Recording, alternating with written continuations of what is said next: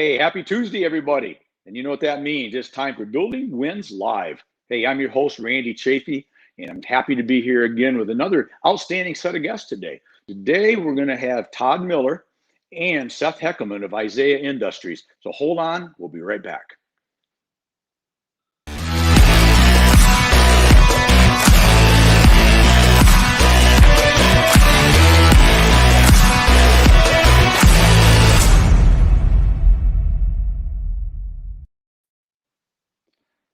Hey, fellas, there you are.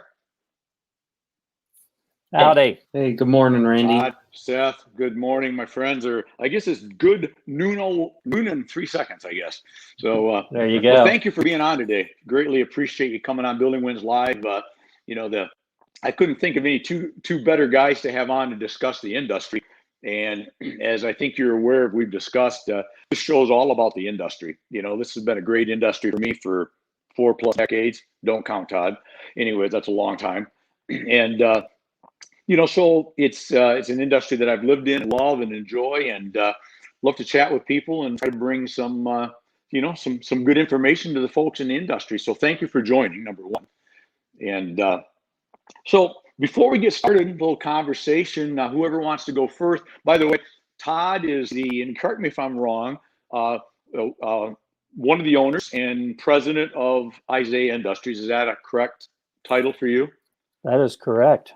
Good job. All right, and Seth Heckaman. Sorry, Seth is sales manager. Is that the right title for you? Because I don't want to get this wrong. So no problem. Yes, exactly correct.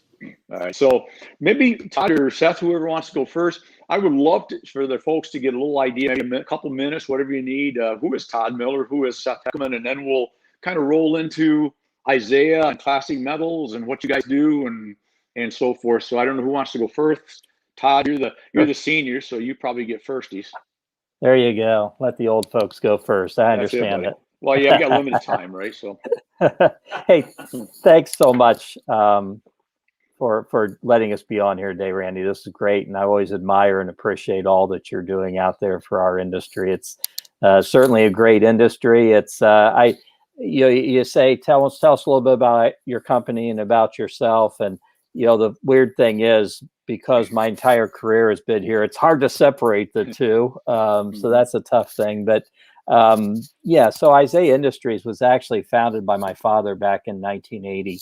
And back at that time, we were producing a lot of commercial roofing. So anyone out there has seen our product a zillion times and probably run across some of these jobs on Pizza Huts and Dairy Queens and IHOPs and 7-Elevens and Dunkin' Donuts and Toys R Us and all those chains. And I came out of college in '86 and came into the company. And we realized that commercial business wasn't always going to be there, that it was going to be very prone to architectural fads and cycles. And, in the early 80s, we were blessed by having Pizza Hut building 400 stores a year. And suddenly in the late 80s, they're closing a couple hundred stores a year. And that business virtually evaporated overnight. So we knew that there were a few stalwart pioneers out there who were selling this thing called residential metal roofing. And many of them were using some of our products in residential applications, although that wasn't their normal use. And so my job for a couple of years was really just to go out and spend as much time as I could with some of those pioneers out there. Guys like Ray Herson and Ron Chapello and Billy Ellis and Lloyd Angels and Tom Sersel and a whole bunch of other guys. But, I went out and spent time with them to learn how they were developing this relatively new thing of metal roofs being sold residentially. And so then once I kind of learned from them, went out and tried to develop more guys to do that. And here we are 35 years later. I'm still doing a lot of the same stuff. I'm still learning every day. Thank the Lord. And I'm also still have great opportunities to go out and help others develop their businesses into this unique area of residential metal roofing. So again, like I said, hard for me to separate myself from the business. So that's kind of my story. Well, Well, and I'd forgotten. We'll go to Seth, but I forgot. But I knew when you started saying that, I forgot that you did all the Pizza Huts and Dairy Queens and all that. That's thanks for bringing that up. That's interesting. And a point you struck on real quick before we go to Seth was that I feel the same way. And I think if you find the right balance in life, you don't find a separation. I find no separation in my life either. My work and my it all becomes one. And if you can find that, life's pretty fun, right? So yeah, it is. I think that's all matter that's of awesome. doing what you love and loving what you do. Exactly. Well said. Seth, I know you have some interesting background and you're involved in things wherever you'd like to go with this, but if there's anything that you're involved with you'd like to tell us about, we'd love to hear it. Well, again, echo what Todd said. Thanks so much for having us on, Randy, and have appreciated the chance over my career to learn from you and work with you. So this is fun today. But as you said, I get to serve as sales manager here at Isaiah Industries. I've been here 11 years. So I knew Todd through church growing up and bugged him into high school if I could clean out some closets or clean some bathrooms or something on the day on some free time, and haven't left since. So really just came to enjoy the company, the business, the culture that Todd and his business partner, Kelly Joseph, have really built here, striving to be more than just crushing up pieces of metal and shipping them out, but do a lot of good, as much good as we can in the process, build deep relationships with our customers and support them as best we can. So at this point, 11 years later, that's what I get to do with our in-house sales and then also customer service teams, working with roofing contractors, home improvement contractors, building products distributors across the U.S. and Canada. A lot of those are long-term relationships. Some of those guys that Todd mentioned that he was learning from 35 years ago, we're still working with their businesses today. So blessed by that, absolutely. And with that, just ends up becoming a partnership and where we work closely together to help them accomplish their goals for their business. And we get to leverage our sales, marketing, customer service efforts to that end as well, coming up with new creative projects, opportunities, new methods of going to market. And just doing so with our customers, and that way everyone can be successful. So we have 5 territory managers covering the country, a similar number of customer support people that end up having it all split up and get to do that on the front lines for us. Well, 35 years of doing this under the current setup. Is that correct, Todd? Is that what I heard you say? Right. So I've been with the company full time for 35 years, and the company today is owned by myself and Kelly Joseph, as Seth mentioned. Kelly is our CFO. Kelly and I went to college together and set and dreamed and schemed of owning a business someday, and sometimes dreams really do happen. So that's been awesome. Exactly. But then we have the 3 brands today. So Isaiah Industries is sort of our, if you would call, our corporate umbrella. And then we have 3 metal roofing brands under that we manufacture and market across the U.S. and beyond. Those are classic metal roofing systems, which is a lot of aluminum products. And folks out there who know us know that we tend to specialize in products that look like shake or slate or tile or something. Castle and Irons is another division that manufactures steel products. And then we have our 3rd division, Green American Home, which has both some aluminum and some steel products. And of course, you also know us, Randy, because of the great work you have done with our Roof AquaGuard line of high performance underlayments, which were developed largely for metal roofing contractors out there. Right. Exactly. The Roof AquaGuard product, that was that's been a great thing. And we've been involved for, I don't know how many years it's been now together, but it's been pushing 20 years. Probably 20 years. Wow. That'd be close. Wow, we're getting almost old, Todd. Anyway, but it's been great, and that's been a great product, and we're in the process of doing some expanding in that line, are we not? Very excited about it. Yes. So this was something that you and I both had been watching in the industry out there. So okay, if I go ahead and share. Absolutely, bring it up. I said you introduce it instead of myself. So, Well, you could fill in the things I forget, but this is something you and I had both been watching, was the development of the anti-condensation materials that go on the back of primarily our panel, ag panel applications. And those products, of course, are laminated as they go into the roll former. It gets adhered to the back of the steel and then gets roll formed into the particular panel. But the whole purpose is that when you've got an application such as a pole barn application, and you have those events where you've got more moist air inside, and temperature drops outside, which means that skin gets cooler. Water wants to condense on it. And of course, then that starts to drip all over your equipment or whatever you've got in that pole barn. So the anti-condensation material is adhered to the back to absorb that moisture. Then when the atmosphere dries, it releases that moisture back to the atmosphere. So you and I had both been looking at those products for some time, and you came with us and said, hey, why don't we do this thing? So we have connected with a manufacturing plant over actually in Europe. And we are going to be introducing Aqua Defender, which we've had some really good reviews about so far, and are excited about getting it out on the market, and also seeing you work your magic with it. Well, thank you. And that's an exciting. All the other stuff we've done together has been fun. It's always fun to launch new things, right? And launch new products. That's just there's a certain amount of juice that comes with that, right? You get excited, sure. And I think I knew when I came to you guys and chatted about it. I think if you remember, Seth, you and I first, I brought it up, right? Because this is a thing a dream that I'd had of I just needed to be involved in this industry. I don't know why I needed to be. It's not like I don't have a lot to do, but I just felt the need to do it. And I said, I know these guys can do it. And if you remember, Seth, I think we talked about it and you expressed an interest. You said, well, I'll talk to Todd and we'll get back to you. And I figured that might be a week or two later, and I'm going to have to remind you. What was it, like 12 minutes, I think? If that, yeah, 4. If that. You called me up with Todd on a conference call and said, I think we need to talk about this.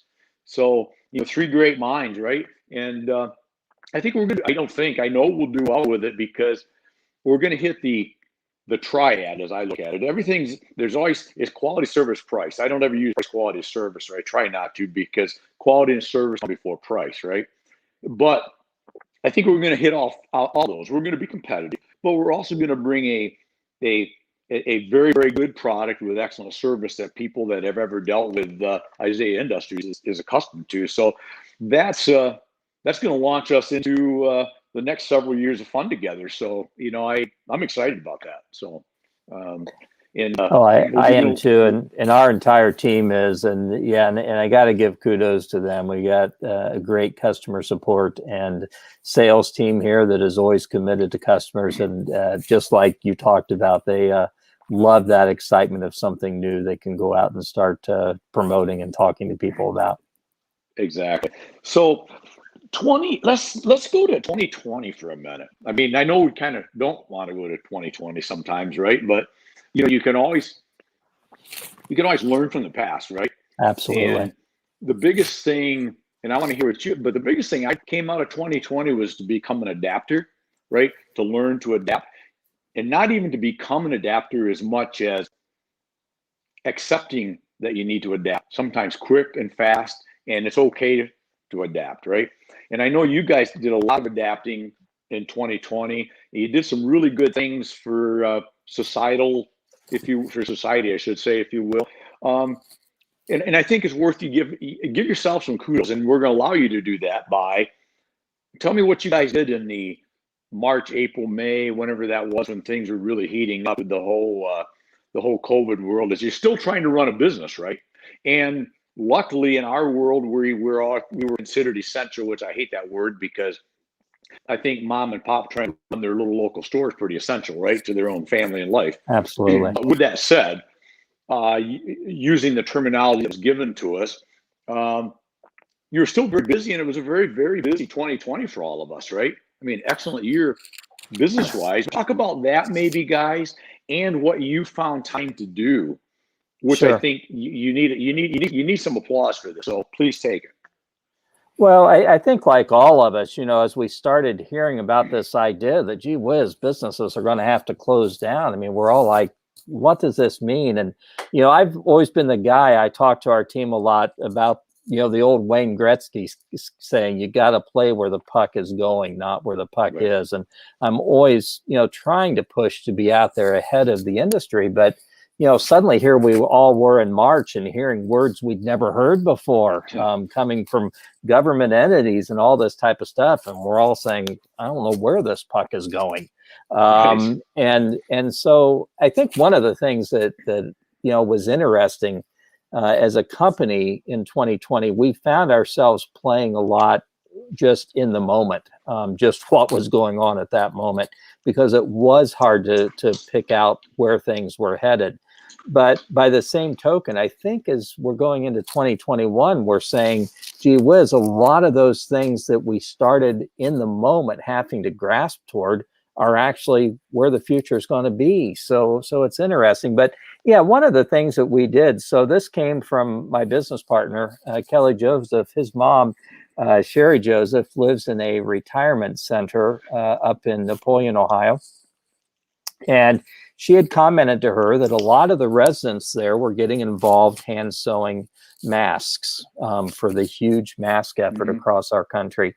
And she commented to Kelly that they were really having problems with what are called nose strips. So if you've bought a mask, you've probably noticed at least the ones that fit better have a little piece of metal. Sometimes they even were using twisty ties and crazy stuff, cutting up pop cans, anything they could do to get that strip of metal. And so she said, we're having problems getting those. And they were using pipe cleaners. And, Kelly was like, well, I think we can make those. So we started an effort making metal nose strips, and we had lots of raw material here. Had the ability, our guys who are pretty ingenious in operations were able to get us up and running in a moment of hours, I think, after I brought the idea. And, it was interesting. So we built a website, and our first thought was, this will be a great effort if we can just give these away. We built a website, metalnosebridge.com, and powered the internet here for you, Randy. I remember it went live on a Friday afternoon. We did a little bit of promotion on social media.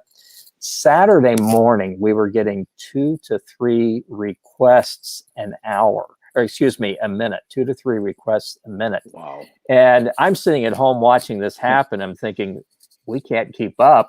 I wasn't worried about production. I knew we could produce them. I just didn't know how we were going to package and ship them at that kind of speed. Right. And so we actually started pulsing the website on and off so that we could get a breather. And so we went this way for a while. We were just giving them away. We hit a point where we were spending as much as a couple $1,000s a day on postage shipping these. So we had to revise the website and start charging a nominal fee to at least cover our shipping costs and the cost for the packaging. But we're still doing it. We've come out with a second style of nose strip that works for different types of masks. And I think at this point, we have produced and shipped about 3 million nose strips. So really? who knows? Maybe some of our viewers out there have a mask with one of our nose strips in it. I don't know, but they can still get them at metalnosebridge.com. There's a cool picture there. She is. Look at Kelly's there mom up there on the website. Oh, man. Bless That's her heart. awesome. Good stuff. That is good stuff right there. Wes, thanks you. Great job, Wes. Director Wes coming through. That's amazing story. That and so a question on that. Where were most of these orders coming from? Was it mask manufacturers, I assume, that needed to use them in their own masks, or was it the do-it-yourself industry? Because the cotton industry kind of started overnight, right? I mean, yeah. So it was interesting. Initially, we were getting a lot of requests from just people who were sewing masks at home, and if you'll recall, all this was happening. Suddenly, there were all these patterns all over the internet for people to sew masks at home. And so initially, a lot of it was that people needing 10 or 15 or 20. then we started getting people who were ordering them by the thousands. And sometimes what we found was that was groups of home sewers who had connected, and they were sourcing their materials together, because they were even having problems getting fabric and elastic and other things as well. But then we started getting a lot of inquiries from professional sewers, a lot of apparel companies got involved making masks. And we supplied strips to a few of those. We also got involved in a neat effort in Puerto Rico, where the hospitals in Puerto Rico had enlisted the help of a number of residents in their homes to sew masks for the hospital or hospitals. And we had supplied 100,000 nose strips to them at no charge that have gotten used in masks across Puerto Rico as well. Wow. Well, impressive. Well done. I mean, that's Yes. good stuff right there. That's good stuff. So Seth, sales manager extraordinaire. What do you see 2021 looking like, my friend? Yeah, I was just out visiting customers yesterday and then some last week as well. And, everyone's very optimistic right now, which gets me excited and optimistic as well. I think we had one customer at the end of last week who tell us they're already booked out into May and June. So consumer interest is still strong out there. Obviously, we'd like to see that install capacity increase a little bit. That way the backlog doesn't get that far, which is always the challenge, what we've seen for a number of years. Last year was no exception, of course. But guys, the phone is ringing. Consumers are out willing to spend some money and making home improvements. I think we've all gained a new sense of appreciation for home over this time. All the time we're spending in our own four walls and in front of our face a whole lot more, and then our homes mean a whole lot more maybe than they did a couple of years ago. So definitely, playing to our advantage, and our products fit very well for someone who cares about their home and is investing in their home because they're going to stay there. So good signs out there, and we're excited. Definitely learned a lot through 2020. You and I have talked about it. The hybrid and your hybrid amazing is definitely how we're looking at things moving forward as well. New tools and tricks for getting in front of customers, bringing them value, supporting them.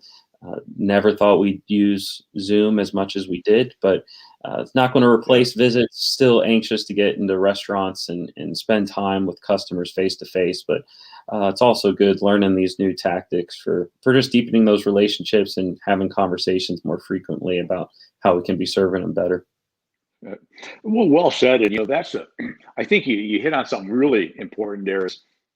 Is for a while we went 100% virtual, right? That's the only thing we have. And will we ever go back to 100% no virtual and always on the road? Probably not either, because we've learned that we need to do that. We want to do that. But it's in between times, right? Because let's face it, we all want to go have, coffee and donuts with a customer. We all want to go have pizza lunch with the customer, do those sort of things, a burger after work. And those things are hugely important. I can't wait to get back doing more of it. But what I've found, and I think you guys have found, and maybe speak to your sales team, how you guys have done in 2020 and what you look forward to in 2021. But I see at some point for myself using that still as an augmentation to my travels, right? And it used to be if I traveled and saw somebody, and if I wasn't going to see him for 6 weeks, 7 weeks, other than a phone call, that's all they saw of Randy. But now with all the things we can do virtually, they can see me literally every day if I want to, right? And so are you guys finding this remote and the virtual and the technology? Obviously, I think you've spoke to that, but that's something you're not going to just stop doing, I assume. Definitely not. And, we had the capability and we did some of it before, but it just wasn't the norm. It wasn't accepted. And now when we offer those type of connection points and resources for folks, it's so, it feels so much more accessible for them. So I have one of our territory managers has done a great job of leveraging it for new hires for our customers. As soon as they have a new person come on board, he offers to get in front of them with training.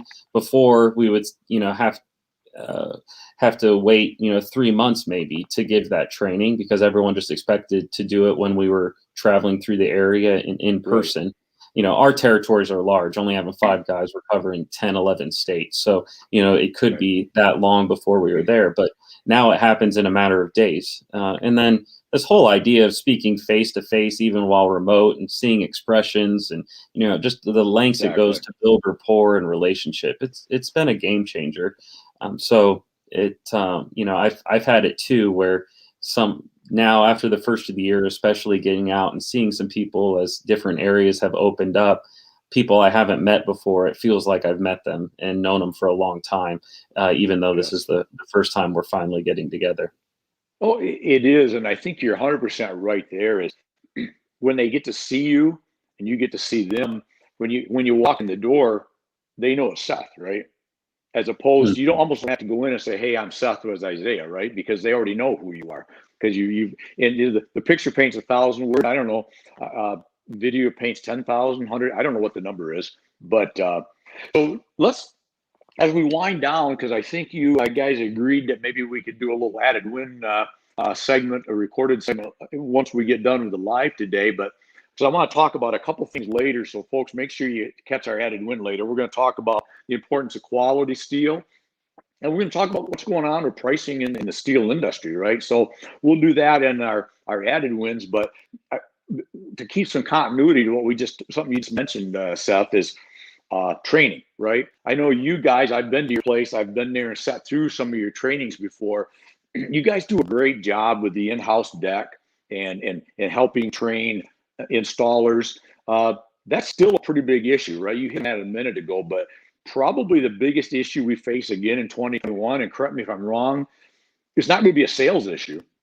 It's going to be, can we get the product installed, like you said, in a time frame that's suitable to the consumer? Because as we all know, and you guys being direct sales guys, and my having been in that industry and have done some work in that industry, you can only put somebody as a builder in Dubuque, Iowa, can only have that customer on the board so long before the customer starts saying, "Take me off the board," right? Because I'm not going to wait. I've already waited 5 weeks. Now it's 12 weeks. Now it's 16 weeks. The excuse I can't get to you, that's a challenge, right? We have to continue as an industry to. So maybe if we close out the live segment here with either one of you or both of your thoughts on as an industry, am I reading that correctly? That's an issue. And I know you guys do it better than most, but as an industry, how do we do better? Whether it's shingles like you guys do, or literally you do standing seam, if I'm not mistaken, too. But standing seam guys, or literally the roll form guys making an ag pan, whatever it is. How do we get guys more trained to be in this residential market? Whoever wants to maybe take a couple minutes, and we'll jump on out of here. Seth, you want to tell him? Yeah, he nodded his head my direction. So yeah, but no, you're absolutely right. The data, just anecdotally, and then also the studies that have been shown, when a home improvement company's or roofing contractor's backlog gets out after longer than 6 weeks, your ability to close a deal drops dramatically.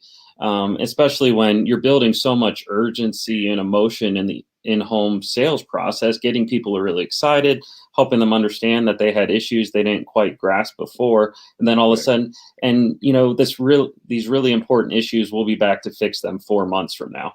It doesn't work for folks. So your ability to get that job signed and solidify that customer, your legs get cut out from under you. So yeah, we invest in it heavily. We have multiple people here where the majority of their job is training installers, because that is the limiting factor, like you said, right now. The leads are there, the ability to sell is there, but it comes down to getting the jobs put up. So we have a mini roof built inside one of our warehouses, so we can go 52 weeks out of the year having installers in here training, not dealing with the elements, really getting them hands-on experience. outside of the pressures of getting a job done profitably, they're able just to spend a couple of days here and really get their hands on the material and learn and, ask questions and experience it for themselves. Training doesn't stop there, though. That those couple of days go a long way to building a relationship with our technical directors, because then the next week when they're actually on a job, they're FaceTiming us from the roof, helping asking for help or support on their chimney aprons or sidewall flashings, whatever it is. And we love that. We get excited because we're getting that connection down to the end consumer, the end job, and just helping support everyone throughout the process. So in terms of what we can be doing better, I think, getting better at painting the picture and story of what the opportunity is for a craftsman to get into metal roofing, whether it's shingles or standing seam. It can be very lucrative for them and build a true career and a business that they can support their family and loved ones for a long, long time and do very well with. Just Todd mentioned those longtime dealers that we've worked with for 35 years.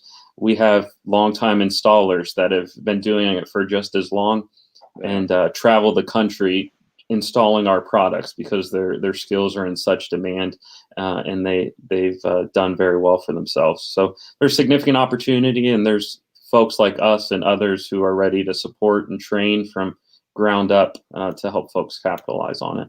Yeah. Oh, that's awesome. That's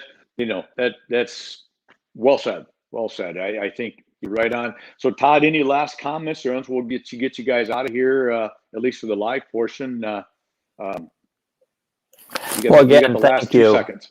No, again, thank you very much. And, one of the things that we love to do, if there's any viewers out there that are, struggling with issues or concerns or figuring out how to take their business into the future or how to take those next steps, not saying we got all the answers, but we know a lot of times we know the people who do. So we love connecting with folks, and we'll get whoever is appropriate on the call or the Zoom, whatever, to just talk through their issues and their concerns, see how we can be of service. And that's what really blesses us. Even if our products aren't involved, we love helping to further the industry and get folks good information and good direction. Well, just like it's like most. Well, thank you. We win together as an industry, and we lose together as an industry, right? If we don't get the job, you still want it to be metal, and you still want it to be a good job, right? Because that reflects on all of us in all aspects of what we do. Maybe I shouldn't have asked this, but I'm going to ask it anyways because my show. You have a Ask Todd Miller website, right? Or I do. Your social media thing. Is that what it is? It's AskToddMiller.com? AskToddMiller.com. I answer a lot of questions from both builders and contractors and consumers related to roofing, ventilation, building science, all those sort of troublesome things. We kind of addressed with Aqua Defender, but why is my metal roof sweating? I get asked that a lot. And then also on my LinkedIn profile underneath Todd Miller on LinkedIn, there it is. I connect with a lot of folks there, and I'm doing some semi-regular sales talk videos trying to help people who are committed to professional high integrity sales. Yeah. Well, your stuff is good. In any of your sales, I catch them all. You bring some really good stuff to the table. So there it is. Ask Todd Miller. It's up on the screen there. Really, really good stuff. So, guys, I am going to, thank you for being on the live. Appreciate it greatly. Second, Wes is going to pop you back to the green room for a minute. We'll have a tomato or something. We'll get out of the live here in a minute, and we'll finish up with a couple of really good things that'll be available, folks, probably on Friday to follow up on a couple items that we didn't get to. So again, thank you. It's greatly appreciated, and we'll chat soon off camera, if you will. Guys, thanks, Randy. Take care. Well. Thank you, Randy. Todd, thank you. All right. Todd and Seth, I hope you enjoyed that. These guys, I didn't realize I'd known them, Todd for 20 years. I guess when you get old, it's time flies, right? But great guys in the industry, bring an excellent product and excellent people, and hopefully enjoyed this today with them. We're going to get out of here in just a second, but we are going to do an Added Wins Live. Look for that later in the week. But a couple of announcements for this week and next. First, we got a special edition on Thursday of Building Wind Live. We've got there he is, a long-term friend of mine, long-time friend of mine, Greg Harden. Greg is with Taylor Metal. Taylor is a coil supplier, and Greg has been in this industry a long, long time, and we're going to be on 12 noon on Thursday to chat about metal in general, where it's going, pricing, supply, anything else that Greg wants to talk about. So that's on Thursday. The next week on Building Winds Live, the regular edition, 12 noon Eastern, I got my friend, there he is, Eric Bam. Eric is a good buddy of mine. We've known each other now for about a year via our mastermind group that he founded, Megamind. He is the chief guru of the Megamind group. My director producer, Wes Wyatt, is also a brother member of this outstanding group. Eric is from the pizza industry. So your first thought would be, what's that have to do with our industry? A lot, because you're going to find him entertaining and fun. But he's also a social media guru. He's big into social selling, and award winner at social selling. Does it incredibly well. And so we're gonna have a lot of conversation about social selling in general, and we'll probably have a little conversation about the theory of mastermind groups and how those could be an advantage to us all. So Eric Bam next week. So Thursday at noon. Next week Tuesday at noon. So we're going to get on out of here. Again, thank you for watching. Please share us. Please like us. Please get us out there all you can. Love this industry and just want to reach out as many people as we can. So thanks again for watching today. And remember, you get one go around. So live it, love it, and own it. And make this your best day ever. Until tomorrow. Cheers, y'all.